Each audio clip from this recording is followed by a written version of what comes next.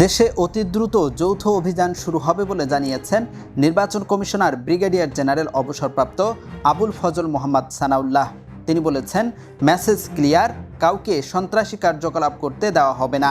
রোববার নির্বাচন ভবন মিলনায়তনে ত্রয়োদশ জাতীয় সংসদ নির্বাচন ও গণভোট উপলক্ষে আইনশৃঙ্খলা সংক্রান্ত ব্রিফিংয়ে তিনি এসব কথা বলেন।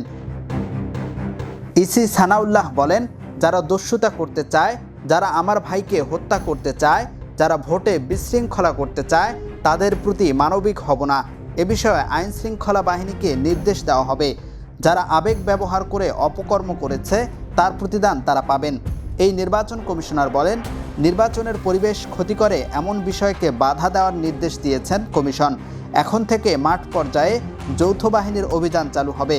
তারা অবৈধ অস্ত্র উদ্ধার, আটক শুরু করবে। পুলিশের পক্ষ থেকেও বিভিন্ন রাজনৈতিক দলের প্রার্থীদের নিরাপত্তা নিশ্চিত করা হচ্ছে। ইএফটি ফার্স্টের সাথে ট্রেড করুন যে কোনো জায়গা থেকে।